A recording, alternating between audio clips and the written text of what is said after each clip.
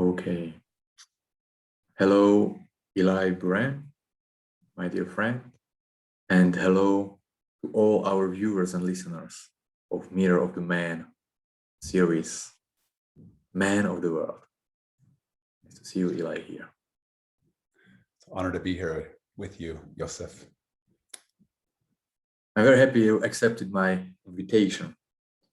And I'm very happy to have you here because we met, I guess, 3 years ago in Denmark for the first time, where I saw you leading a beautiful and very inspiring workshop for men, very powerful. And very happy that I can share with you a couple of thoughts and views about masculinity of today's man in USA, but also in the world, because I know that you travel a lot. And let's move on to the first question. The easiest question I have for you is, who are you, Eli? Who are you? Describe. I mean, I think that's probably the lifelong question that personally, I don't believe I'll ever fully answer. And so I know many greater minds than mine have pondered that question, and it's literally a spiritual question. Who are you? Who am I? What am I? So if anybody ever gets that, well, I am blank, blank, blank, yeah, it's good to have an idea and a title of what that is, but honestly, my whole life is about following that thread of aliveness into who am I, what am I, and I'm still in the process of articulating what that is, but I'm certainly here and present with you. And I find myself in a masculine body and growing up in America. And as you said, I have worked with men all over the world. And at core, we always get back to the center. So once you get past the who am I, or the language I was given as a child, or the mannerisms, I find that the core essence of where we train is very similar. So you can it's like taking off the clothes. It's like you can wear different clothes or cutting the hair, and it's similar. So yeah, I don't have a good answer for you. Who am I? My name's Eli Buren. There is no good I'm question. Definitely a searcher. Yeah, I know it's not the easiest one. My experience is also that at the beginning, we just need to find out who we are not. Then we can come closer and closer to who we are, really. We live, especially in Europe and also in the USA, in the culture of consumption. Most of us, I can see it also around me, and probably you can see it also around you. Culture of consumption and advertisements and buy this stuff, buy these, buy these. What I see is that moving to closer to the culture of contribution, of giving, is something that defines psychically grown man. This is what I somehow see.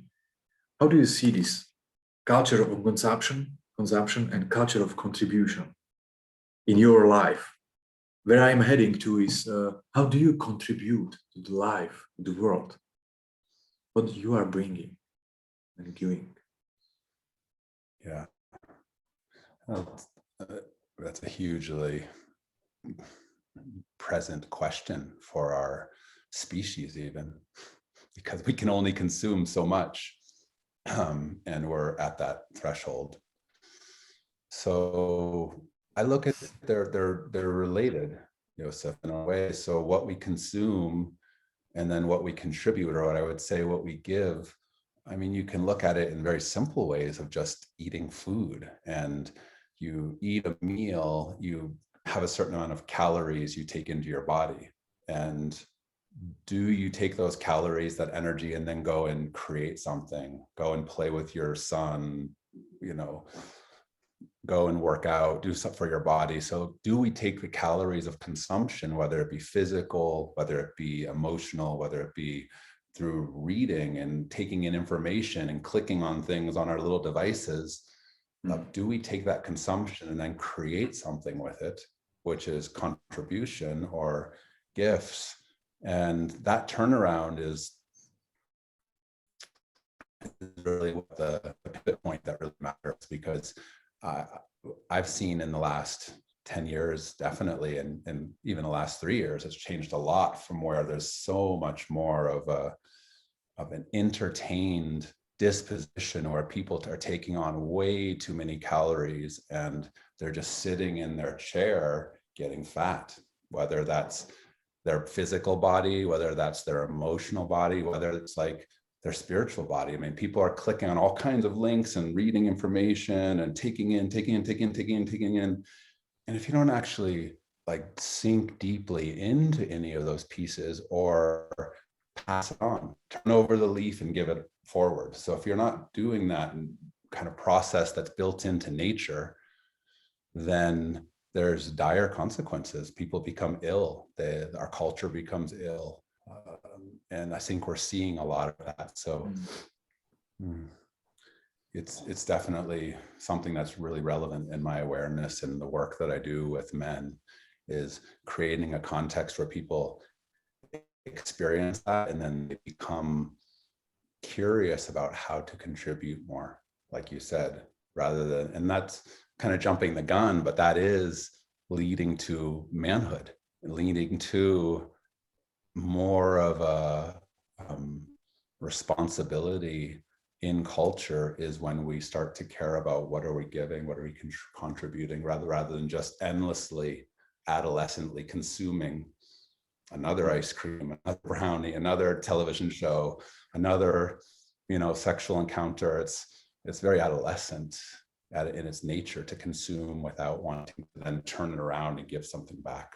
Nothing else in nature does that.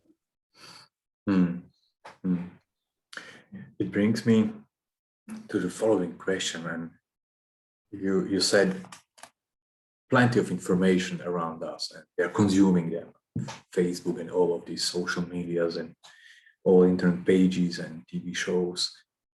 How can we transform all this information into new skills and new,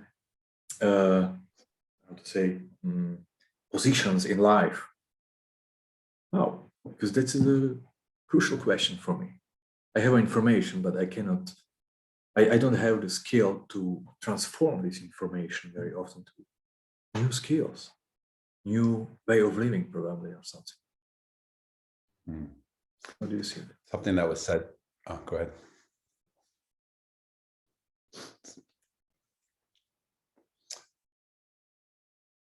Yeah.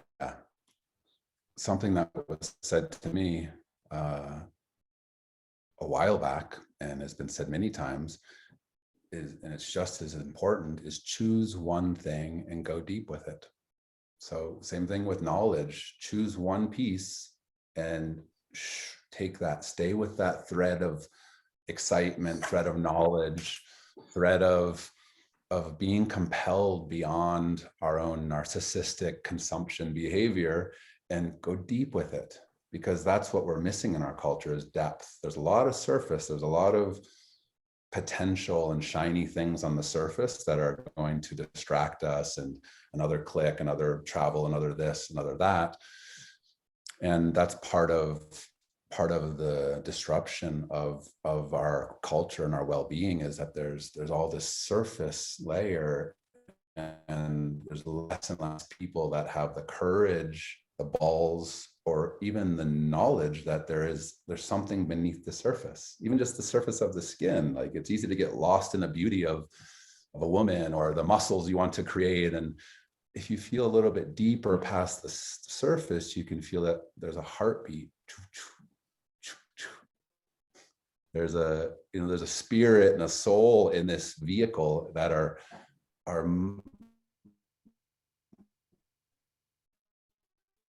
beyond that, the whole game, this whole wave of consumption or productivity, success, more money, more. It's like, what's underneath that? And so I think diving towards depth in one thing to start with is the way of addressing what you're asking. Thanks. You work with men, is this right? Yeah. And my question is, but mostly men. mostly. Why? What's the reason why you work mostly with men? Do we need that somebody is working with us, or why? Well, I mean, for me, it was, I want to use the word indoctrinated. I don't know if that's the correct use of this, but I was introduced to that through working with someone named David Data, and that was the style.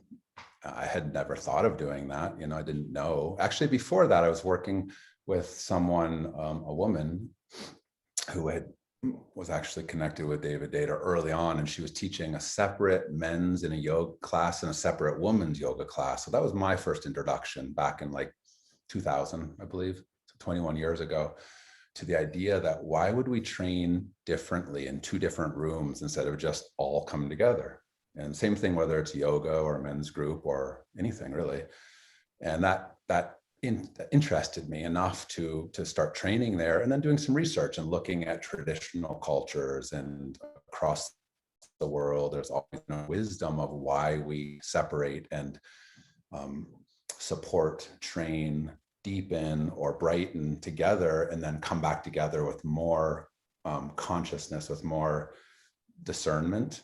And so I was brought in teaching with David way back, and then and through my own experience, then I started working, leading couples and men and women. And then I've gone more back to working with men now, primarily, partially because I just feel that it's needed. It's very needed in our culture. And I have direct experience when I'm talking to you, to a man, to a group of men, of my body, a male masculine body, of my genitals, of the way that my body moves. So I feel like that's a place where I have the most gift. And there are contexts where I think as men, we can go into a room with a group of women or mixed men and women and be a kind of a, like a scout, or like a giver of information. You could ask questions and they could ask, and you could speak from a man's body to give information. But if I'm trying to be very specific and stand behind what I'm saying, I don't know what it's like to be in a female body, other than secondhand, but to actually live inside of one, so that's partially why I work with men and I train men, is because that's my immediate experience. In your view, what are the biggest struggles of today's men in the USA or in the world?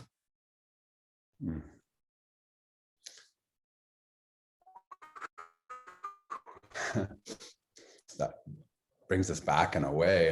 The first thing that comes to me is the rise of chronic distraction. That's what we're already talking about. And that's one of the biggest things confronting men, is that most men, unless they're training, have completely lost control of their attention. They're just like dogs in a room, just looking all about, like any sound, any stimulus, they're just gone. They're thinking they're fidgeting, like just fidgeting in their mind, their body, their emotions. So there's this chronic distraction that when that chronic distraction is there, these kind of leeches, do you know what leeches means? Or like vampires or something that sucks something from you, can come in, and that could be the media, that could be, some people in someone's life that don't have positive intentions. It could be all different kinds of things that are strategically trying to take resource, take energy, take money, take life force from someone that's unconscious, basically. So they're sucking on people's lives. And that's easy to do when you're chronically distracted and you don't notice the difference. The moment someone goes, I'm centered, I'm home, I'm here, and I'm holding this thread of attention called my life, called my purpose, called what I most believe in as a man, then it becomes easier to realize, oh, there's something crawling up on my arm and it's biting me, as a metaphor. And it's like, what the fuck is this? Extract it. It's gone. It's out of my life. Whether that's a certain food that's making me feel like I don't have the energy I'd like to, whether it's a addiction that is pulling me down, whether it's just the underpinnings of social media that's pulling my attention away from me so I'm not able to create in the world I'd want to. The more that we have presence and we repair the chronic distraction, we're able to notice if something's hosting on our body. Very similar to if an animal's not very aware, which most human animals aren't these days, most people would not notice if you're hiking around in Denmark or something and a tick crawls up onto the skin in the summertime. They have ticks. A lot of people wouldn't notice that. They don't have an awareness of their body. So that thing could just be living there, sucking on you and taking your life force. But a healthy animal, someone that knows their body, that's aware of their breath, that's centered, that's aware of their posture, that's panoramic perception, they're open, it would be obvious. You'd feel it, you'd see it, you would feel something on you, whether it's an actual physical thing or whether it's the emotional vampires of past girlfriends or whatever it is you want to talk about. So I think that's one of the largest umbrella problems is chronic distraction. Then below that is, loss of meaning, loss of all these other things that are as important. It's good. Good to hear that. It's a new view, and I used to travel a lot around the world, and what I saw was that with the beginning of age of 30 or 27, 28, the rate of suicides is rising up, especially for men. What I see in my country, but also in Europe, that most homeless people are men.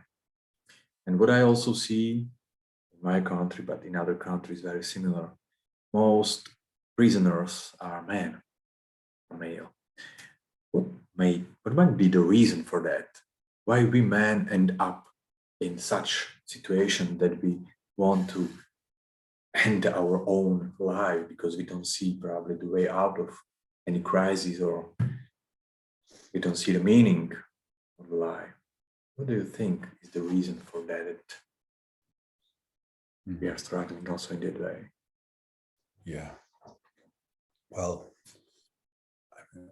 one thing that's good to know is the more masculine oriented a man is, there's more of a tendency to lash outwards. And the more feminine, whether it's a man or a woman, it's more to go lash inwards. So that's that part of the equation is most men, they're feeling this sensation of dis-ease. Something feels wrong. Something feels terribly wrong inside. And we could go deeper into what that is, but there's something that just feels horrendous that they don't want to feel. Whether it's an oppression or whether it's just the responsibility of life. And there's usually more of a to lash out, to punch, to do something outwardly. So that puts you in jail. And that puts you out into the spotlight more, where if that was more of an inward lashing inward, which men do also, like self-criticism, self-abuse, addiction, just self-hatred, just sitting in a chair and feeling like I am a piece of shit, I hate myself, that's abuse. That's abusing yourself. But that's definitely more of a feminine trait, is to abuse inwards through overeating, through overconsumption, over shopping. Whereas the masculine one will tend to go outwards. So that's part of it. And I think there's a deeper one around meaning too, is that the masculine body is is all built around purpose and meaning. And if there's not a sense of purpose in life, what am I doing? What really matters? That is part of the disease that becomes unbearable. And in this incredibly distracted, domesticated lifestyle that most people are living, it's like you get to a point and you just want to end it all. And that's a courage, it's a boldness in a weird ass way. Whereas in the feminine body, same thing, but it's not so much about purpose. It's more of an orientation towards, is there love? Is there an expression of relationship and love happening? And often there's not also, but that's in, that, I don't know if I should say this, but that might be more of a remediable feeling for people to experience, because there's this sense of like taking in media, watching TV, eating. Those are all feelings that make you feel full. They make you feel like the superficial sense of love and acceptance. Whereas purpose and doing, those get deadened in those spaces. And so it builds on top of it. There's a deeper level of like, what am I doing? And then they finally just wants to punch out. Right, so it's very nice what you are saying. What I also believe, and it's not common newspapers and magazines to find, is that what you said, old Egyptians, they already recognized 4 genders: man, masculine body, but feminine inside; man, masculine body, and also masculine ego, or just inside part. For him, it's easier to be a warrior or something like that. It's like difference between this feminine and masculine inside part of man. And the same for women. Woman with a feminine inner part, but also women with masculine inner part. And this is what surprised me.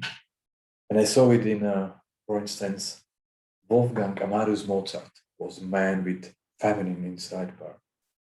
And his gifts and his talents are extraordinary. And I'm very happy for his parents that they didn't force him to be a warrior or soldier, Yeah. It's a beautiful thing. You were saying some words about addiction, and I would like to know, because there's plenty of addictions, and I'm interested in addiction to porn, mostly right now. I know many men who are very addicted, and even in the age of 11, 12 already. How do you see that addiction to pornography? What are the reasons for that? Why it comes to already young life, young boy? But also in the age of 50, 40, men are still addicted to pornography, even if they have a wife very often. How do you see that?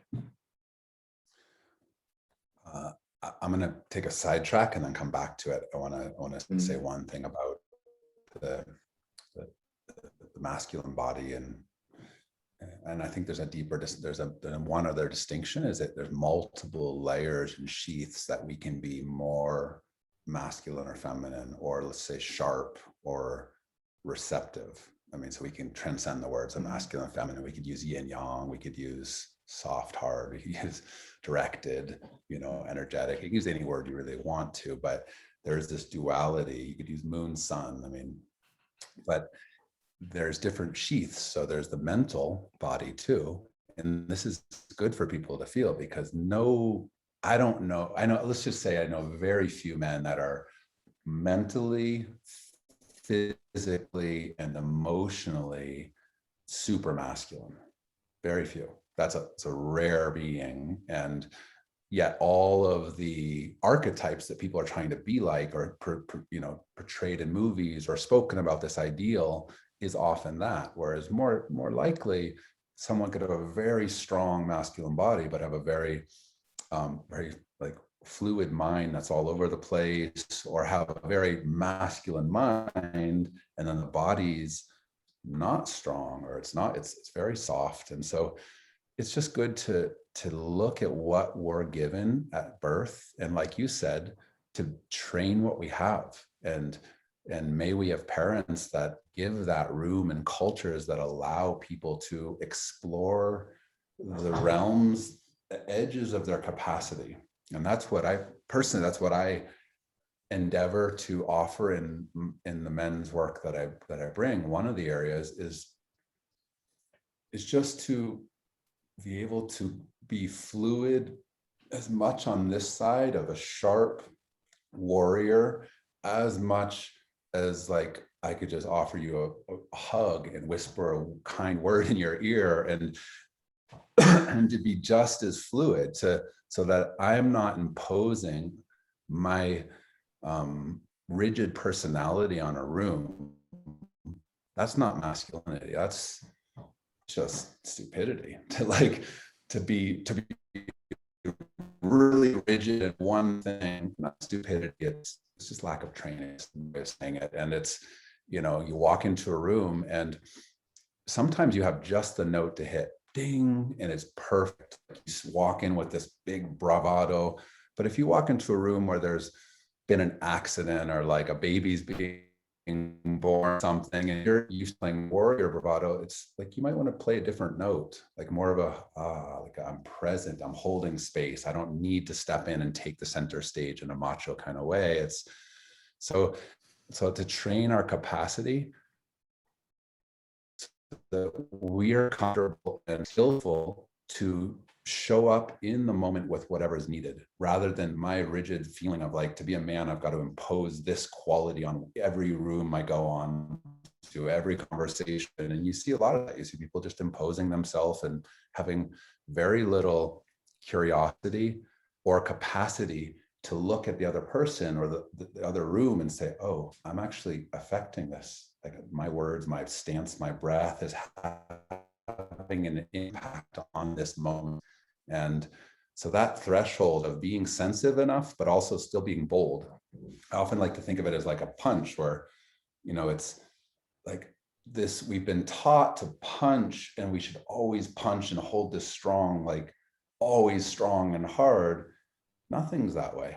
Nothing is. Everything, like summer punch and then fall into autumn, and the leaves fall, the fruit falls, everything goes down and softens, and then it comes out again. And so similarly, as men, how to punch with braveness, and then open the hand and soften, and feel how that actually affected the conversation, the person you love, the person you work with. So I wanted to just add that in, and you may have something to say about that, but I could go into the other piece too around addictions here, and I'll just say a couple pieces, and then I'll stop and see if you want to bring it back around to that. I mean, really straightforward. I think that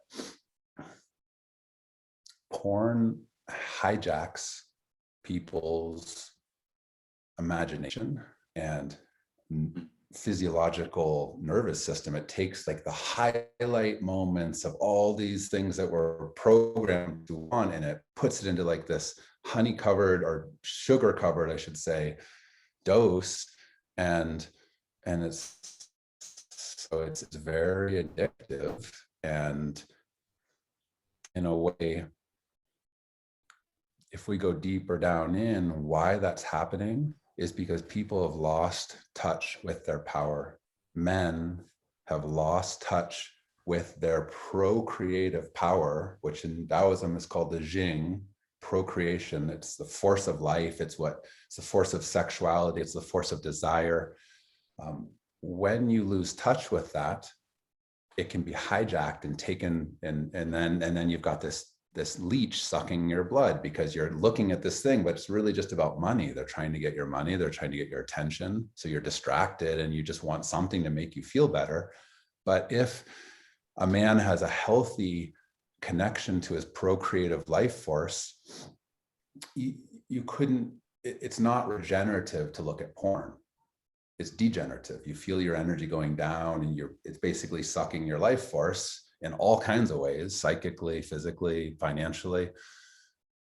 If someone's in awareness of that, they would see that, and they would look for a connection where your Jing, your procreative life force, feels another being, another woman, another man, another location, anything. And when that's true, we all know, most people know that when that's true, it spirals up, and it's undeniable. You can't, so this is a big conversation, Yosef. It's beautiful because all of the rape, the abuse, all the things that are happening throughout history that men have done and continue to do, that comes from not having a connection to your Jing. Because if you're connected to your procreative force, you wouldn't find it interesting to just take a woman that wasn't wanting that from you. Your Jing would just go, no, thanks. Like, it's very different when you're interested in a woman and she's interested, and you feel this electricity of zing, like that's aliveness and it's going up. That's unmistakable. And the more we know the difference, then it becomes just like, okay, this is not doing that for me. Get this out of my life. And I'll say one other thing, it has never been a big issue for me, but I have worked with a lot of clients, and to understand that and to create a relationship with their own sexuality is super important. Just to learn how to touch their own genitals, to feel their own breathing, to feel their own desire unrelated to a screen. And we need to become more martial. One of my martial arts teachers told me this, and it's beautiful. It's like we would with our life force. If you knew someone was coming in and they were stealing your money or your actual life force, your imagination, what makes you beautiful, you would say, get away from me. You would, you'd be martial. You'd be a fucking sharp about that. You'd have a shield. So men listening to this, if you're on that edge and you're just being kind of pulled into it, and you're losing control, first of all, touch yourself and go, it's like you have to accept that, and there's good reasons for you to have that struggle, but also it's time to become more dignified with your life force and to be more protective when you feel that thing closer, no, and be sharp with that. So that's what I got to say on that. Is there any way out of addiction for your eyes? This is what I see very often, that men are saying, yeah, I would like to stop watching, but I don't know how. And some men are saying, yeah, I did it, but he exchanged one addiction to another one. Yeah, and he goes twice a day to fitness center or something like that, and it's much better, but it's still addiction somehow.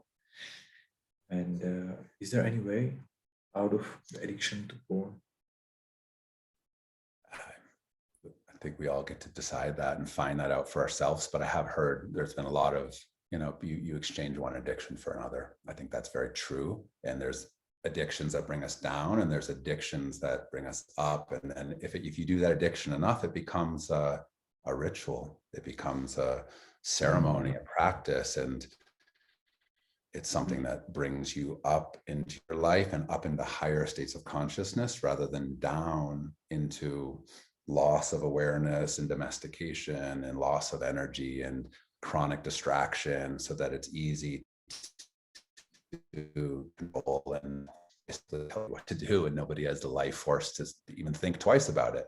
But if someone's strong, connected to their life force, you're going to think twice if someone's trying to tell you what to do and you don't actually feel like that's in alignment with life. So, Yosef, I think that, beyond the porn addiction or any addiction, let's take it a notch deeper. And really, can a man just stop, just take the fucking phone and put it down, take the beer, the food, whatever it is, and just close the computer and sit there? Can you sit there for an hour, for a day, for a week, and not fidget, not do something? Like that's the ancient remedy, or I don't know if it's a remedy, but prescription, I guess we could call it, towards depth, is to stop doing all the things out there. And instead of going outwards, you follow the thread inwards, and you begin to know who you are. Like, how well do you know yourself? I mean, that's all you have. Porn addiction comes and goes, money comes and goes, health comes, everything comes and goes. But the part of you and I right now that's just here with each other, present, something there. This was there the first time we met 2 years ago. We could have a conversation in 20 years. You and I would both look a lot different. And yet there'd be something there. It would be very similar. And that something is what I would just try to find, and bring this back to your first question. Like, who are you? Consciousness, I'm present. I don't know, you could lots of different names for it, but it's readily available for our consideration at all times.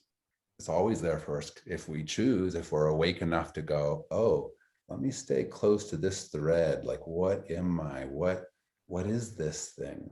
Wow, it seems like it's getting older. It's probably not going to be here that long.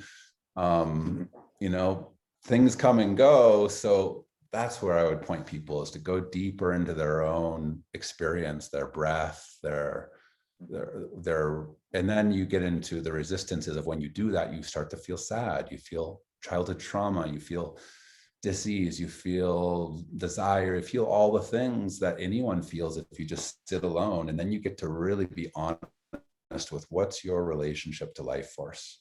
And that's where you begin to become an adult rather than an adolescent kid just wanting to wank off or eat themselves till they're full, or, you know, it's like you become an adult and you go, wow, this actually, my life has an effect in the world. And a lot was given to me to be here in this moment, fed, clothed, educated,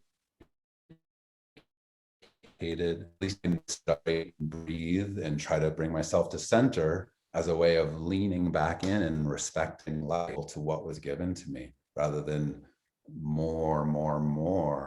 That's like saying fuck you to life. It's like saying, like, complaining, like, you didn't give me enough.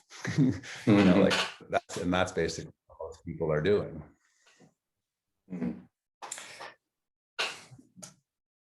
You came to the point, you said something about adolescent and adult man. What I often see that there are plenty of men who are 40, 50 years old, but still behaving like adolescent. And probably you know also some people the same way.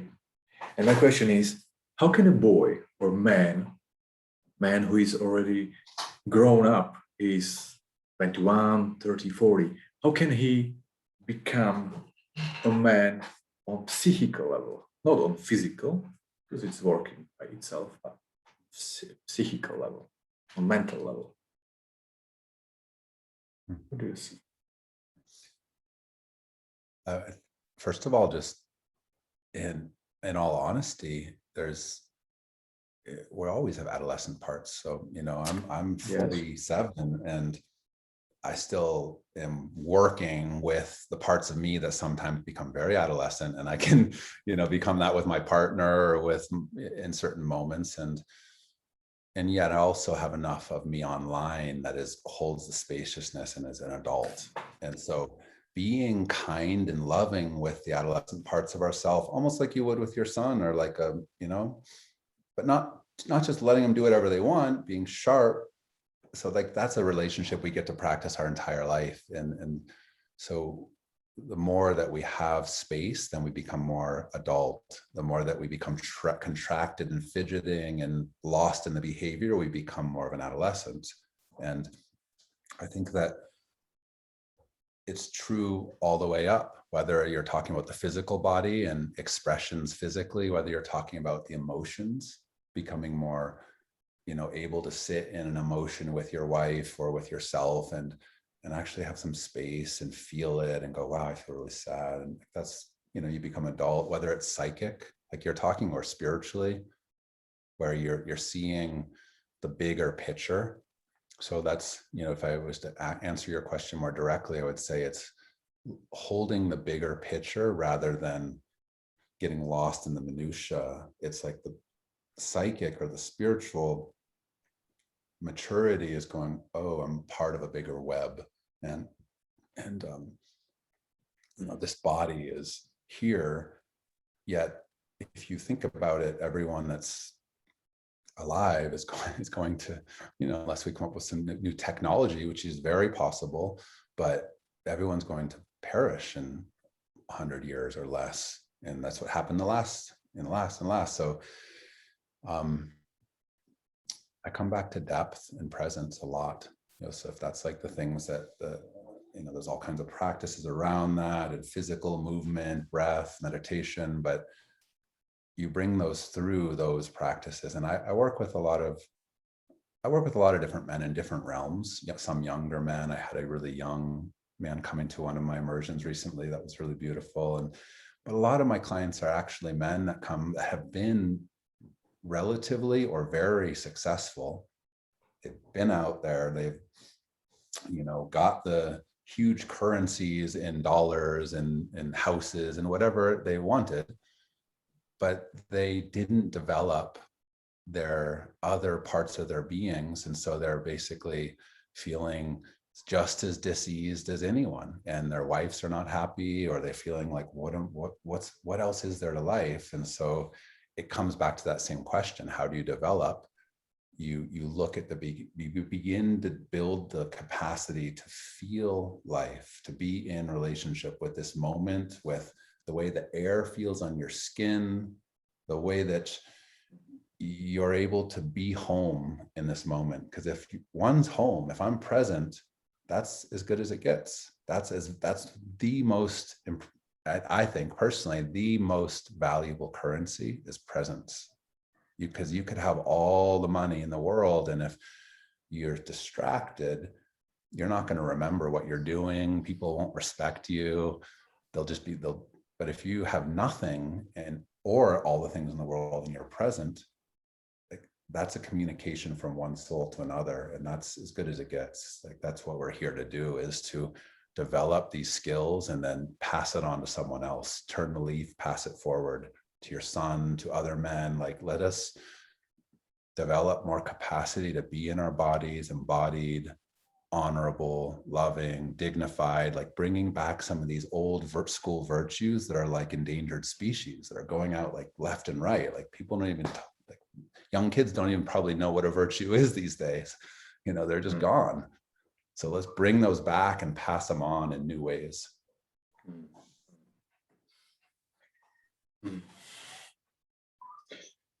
Very often I get a question from parents.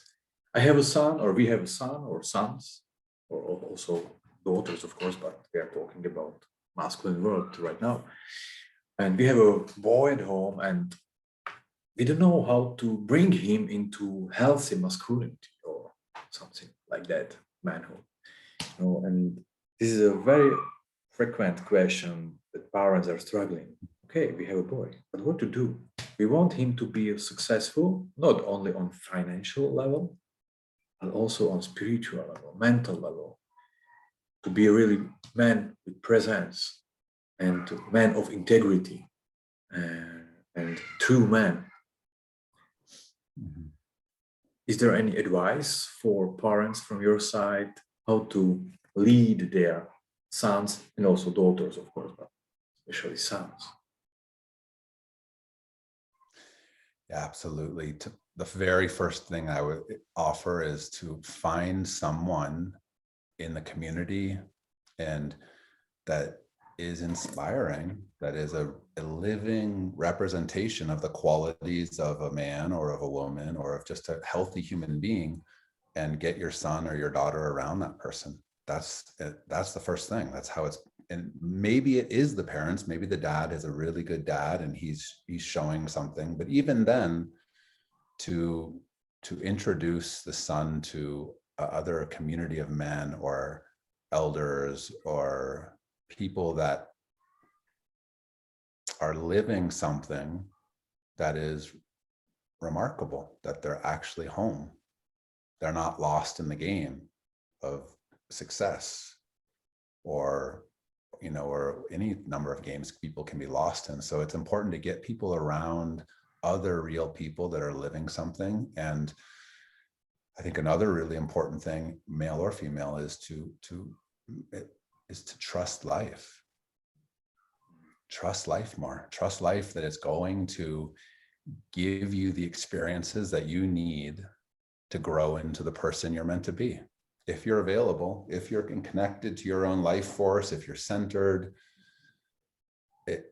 it changes it from being a victim, like life did this to me, poor, like this happened, and it hurts. It hurts, everyone's been hurt growing up, some people tremendously, and continue to be. So life hurts. There's no escaping that. But the difference between life hurts and let me numb down and close because something bad's happening to me, versus like life hurts, but I trust life is actually going to give me what I need to show up more. Or even if it's a certain, like you fall and you hurt yourself, and it's like, okay, that opens a door that wouldn't have opened otherwise. So you become, you change from being an adolescent victim to more of a mature player, or let's say an alchemist. I like the word alchemist, where you transform anything. It's like you lift it up, you fully experience life, you transform it, you give it back to spirit, and then you take another step and something else happens, something else, like we're always losing things. So that's a personal thing that the parents have to be learning also. But the more that that's ingrained in someone's life, and there's a culture of trust and acceptance of life, then I think people are going to turn into the beings they're meant to be. And I don't say that from a new age, you just trust life kind of way. Like there's a moment to be very much sharp and protective and like a warrior about things that matter. Like I will protect things. I don't just say, oh, they're going to stamp into that temple and just, ruin it. Like I'm going to protect the things I love, but I also trust my experience. And that becomes harder and harder to mediate as we get farther and farther away from what is true experience, as we get it pulled into these virtual webs of experience that's outside of our bodies. It's in our head in some virtual space. And that's what the kids of, the younger kids are already in the midst of, and more, there's going to be the question is more like, how do you know what is real and what's not real? And so we're on the cusp of that. Actually, we're deep into it already. Life hurts. What is real and what is not real. Yeah, it's very beautiful what you are saying. And it brings me to very important part of a human's life. This is the crisis, when the life breaks into 1,000 pieces, when we lose a job, and when we lose family or life of our relatives, or when we lose health or a lot of money. And when we are struggling and we don't know, when we don't see the way out of it and we don't trust life, what would you recommend to do in such situations when really life hurts? Especially when I'm talking about men, I see that men are struggling, and one moment it comes and they ask, I don't know what to do. It's not easy to trust life in this time. And I see that there is a time when the man goes or should go into, I don't know the right name in English, cocoon. Yeah. And to spend some time alone and just feel free of everything and get rid of all this materialistic stuff and just go into the wood or somewhere else. How do you see that? What would you recommend to do in such situations when the life breaks into 1,000 pieces?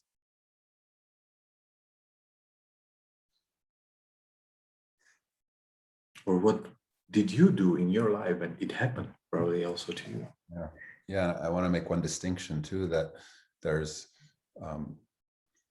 that's one part of the equation, is to trust life.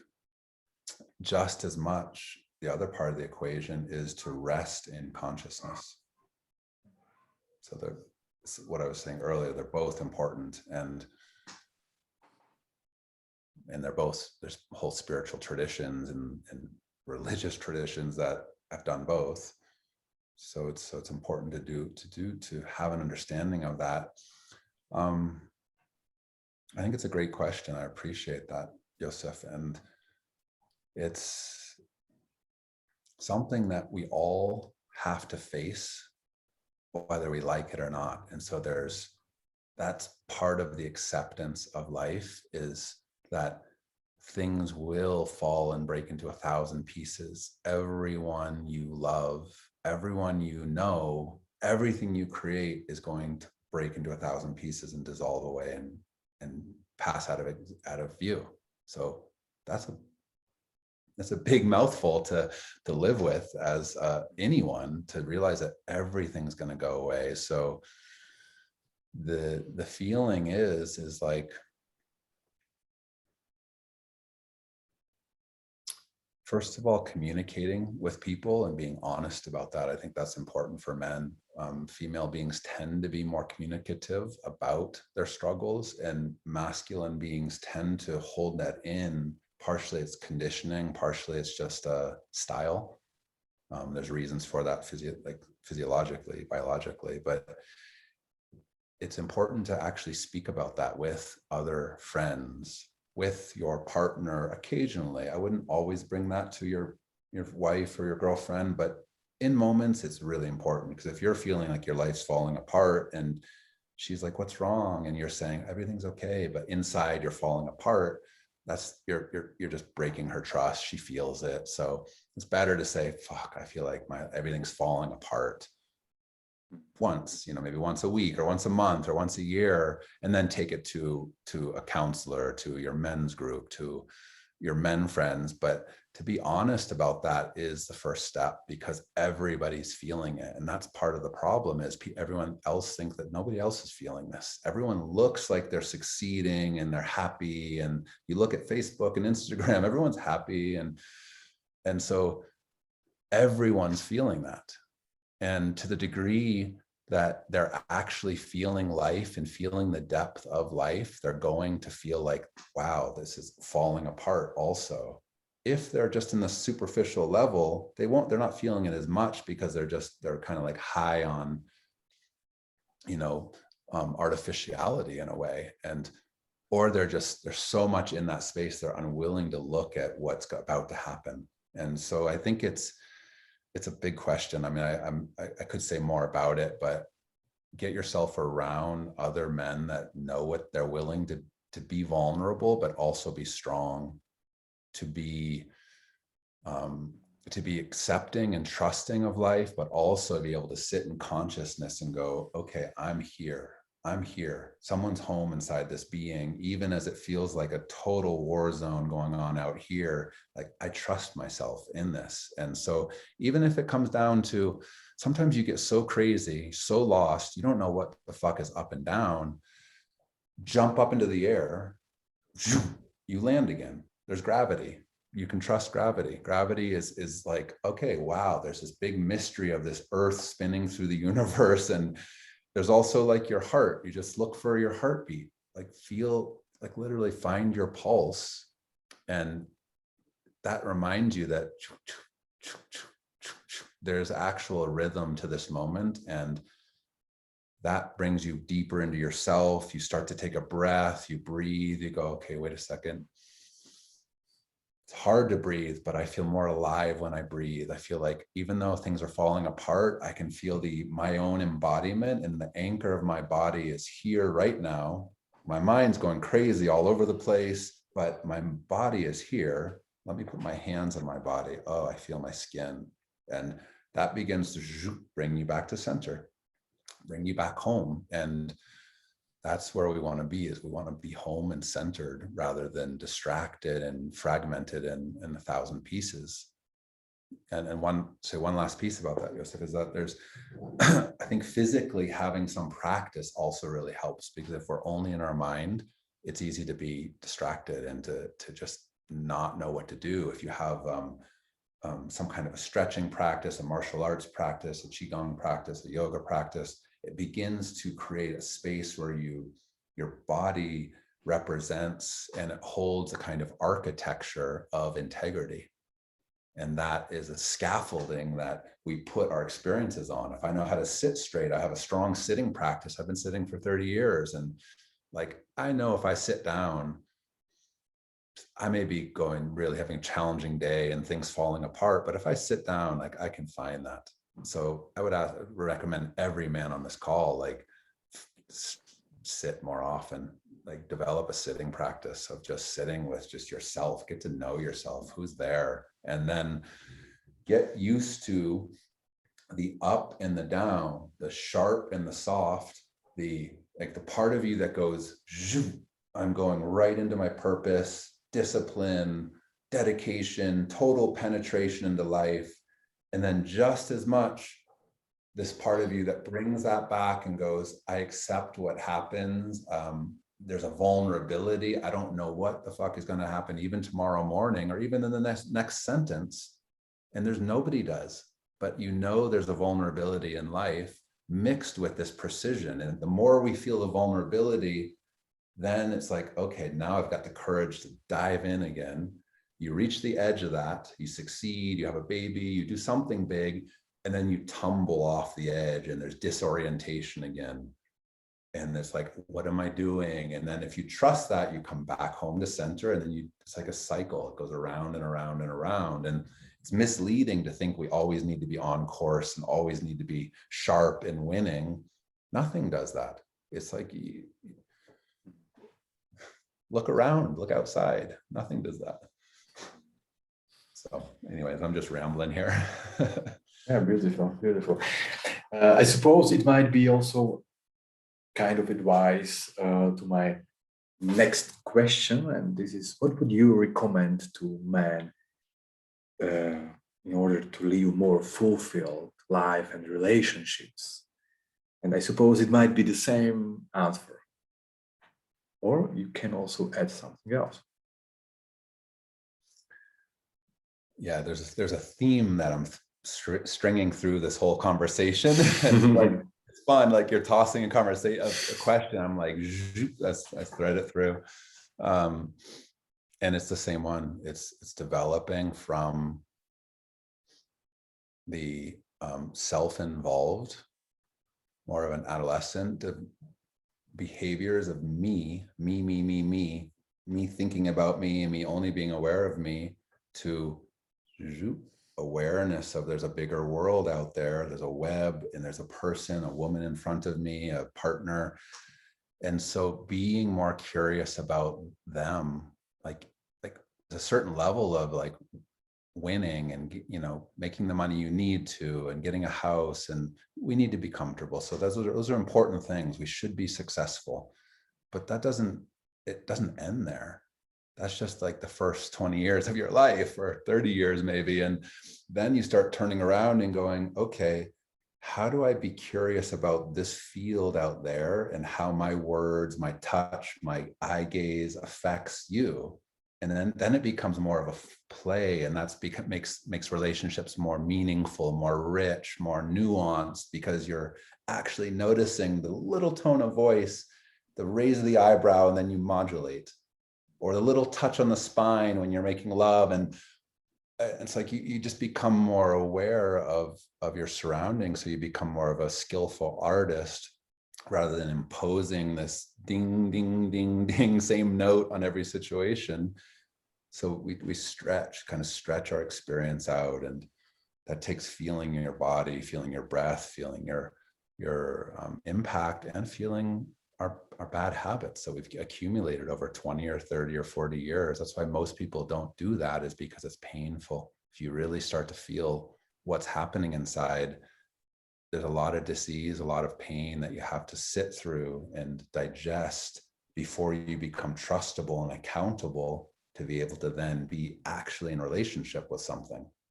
before that, we're just getting our needs met, and we're basically, not really in a relationship to life or to a woman or to a best friend.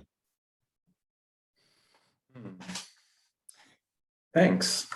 We are almost at the end of our conversation, our talk, and my last question is, do you have any inspiring book, movie, or teacher we should or man should read or watch or maybe follow? Not really. Very beautiful. Not that I want to speak about. My memory is terrible. Like, I've been inspired, but I don't even remember the movies I liked and the books I liked. Mostly I'm here in this moment. But one thing I would say is step outside your door. Nature has been big for me. I know that's not for everyone. Some people, they'll dive into books, but nature's been a big master. You look outside your window and just watch the way, if you live near a park, watch the way things are moving, the way the leaves are, like, there's mastery in nature that is incredibly educational. I fully agree with you. Beautiful, beautiful. Do you have anything to add for the finishing our talk today? Last words. Just, I'm really appreciate this. I don't take this lightly. These conversations, I don't do this often. I really, I appreciate you bringing me into this space. I felt your own depth in the brief meeting that we had, and at the retreat at the EMG. And so the one thing I would say to men is that it's the thing that you can actually put, like, money in the bank or currency into something is your inner being. You can build currency with your presence, with your generosity, with your sense of dependability. And these things are the things that outlast anything else. So that when we start grabbing for outward things, like more of this, more, like, just remember, like, who is it that's doing those things? Who are you? Like back to your first question, who are you? Who is the person that's wanting more money, or that's wanting to look for a porn site, or that's wanting to do anything? Like, who is that person? And is that impulse coming from a place of being centered and actually that impulse that is going to bring you into life? Or is that person, that behavior, doing something that's going to just put up more of a guard so you don't have to feel and experience life? And man, it gets harder as you get older. So start as early as you can to sit with yourself and feel the discomfort, because they build up layer upon layer upon layer. They become calcified. They become really just hard, rigid grooves of behavior. Just look at your parents, look at anyone that didn't live what they really wanted to, and it's pretty clear where that's going. So let us all be a little more soft and clear, but also sharp and alert with our inner being and our actual choices in the world, because life depends on it. So thank you, brother. Thank you, Eli.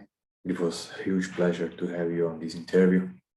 Thanks for your time and for your wisdom. I really appreciate it. Thank you very much.